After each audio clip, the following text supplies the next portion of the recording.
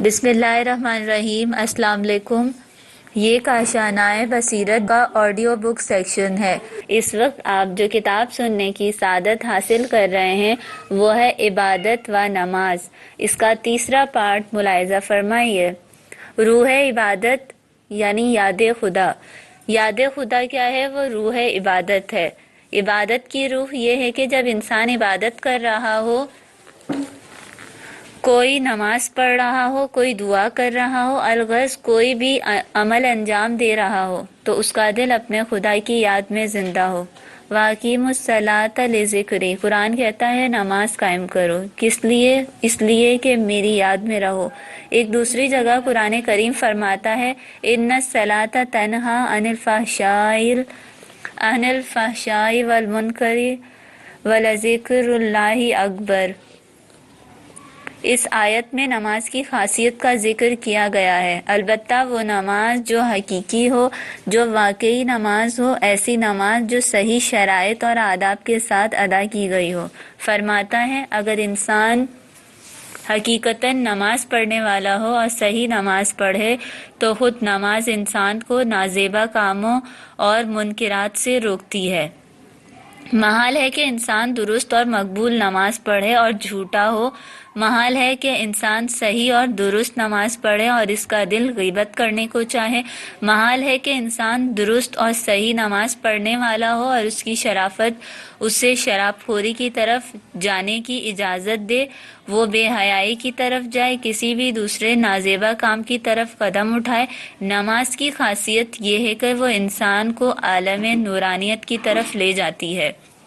امام جعفر صادق علیہ السلام کی ایک روایت ہے جو معروف کتاب مصباح الشریعہ میں نقل ہوئی ہے۔ ہمارے پاس مصباح الشریعہ نامی ایک کتاب ہے جسے بہت سے بزرگ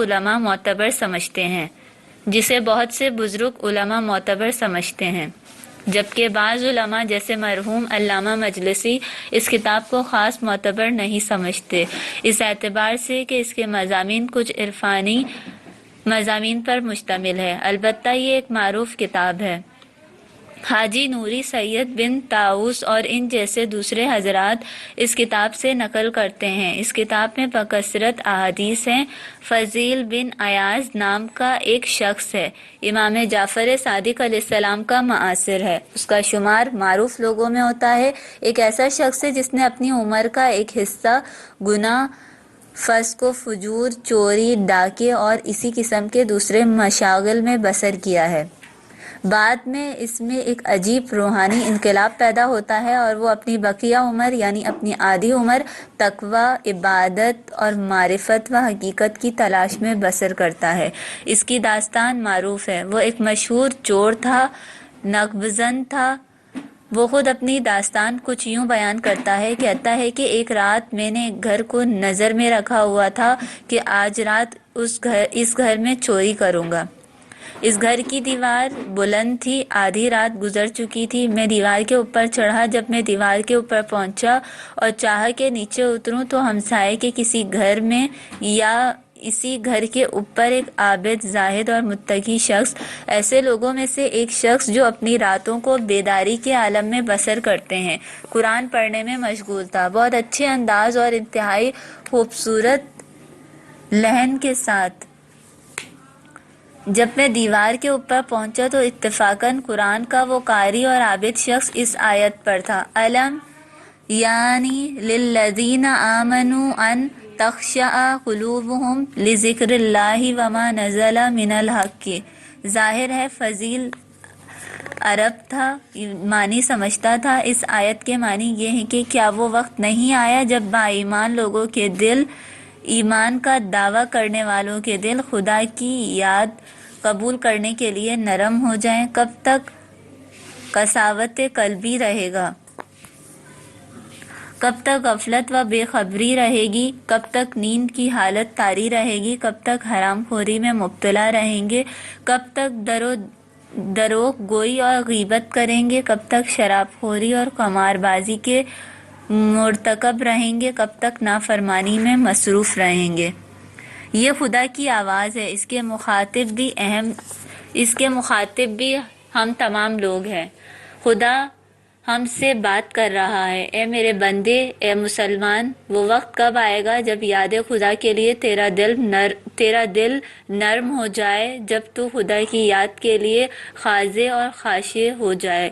اس عابد شخص نے اس انداز سے اس آیت کو پڑھا کہ فضیل جو دیوار پر چڑھا ہوا تھا اسے یوں محسوس ہوا کہ خود خدا اپنے بندے سے فضیل سے مخاطب ہے۔ وہ کہتا ہے، اے فضیل، تو کب تک چوری اور ڈاکہ زنی اور لوٹ مار کرے گا؟ یہ آیت سن کر فضیل لرز کر رہ گیا اور یکلخت پکار اٹھا، خدایا بس اب وہ وقت آ پہنچا ہے۔ پھر وہ اسی دیوار سے اتر آیا اور توبہ کی، سچی توبہ، ایسی توبہ جس نے اس شخص کو اول درجے کا عباد بنا ڈالا، اس حد تک کہ تمام لوگ اس کا احترام کرنے لگے۔ وہ ایسا شخص نہ تھا جو ہارون الرشید کے دربار میں حاضری دے۔ ہارون الرشید کو فضیل بن ایاز سے ملاقات کی بڑی آرزو تھی، لیکن کہتے ہیں کہ فضیل کبھی ہارون کے دربار میں نہیں آتے تھے۔ ہارون کہتا ہے کہ اگر فضیل نہیں آتے تو میں چلا جاتا ہوں۔ ایک مرتبہ وہ فضیل کے پاس گیا۔ وہ ہارون ہے، ایک مقتدر خلیفہ ہے۔ دنیا میں بہت کم بادشاہ ایسے گزرے ہیں جن کی مملکت کی وسعت اس کی مملکت کے برابر ہو۔ وہ دنیا کے مقتدر ترین سلاطین میں سے ایک ہے، ایک فاسق اور فاجر شخص ہے، ایک ایسا شخص ہے جو رات بھر شراب نوشی، رقص و سرود اور اسی قسم کی باتوں میں مشغول رہا کرتا ہے۔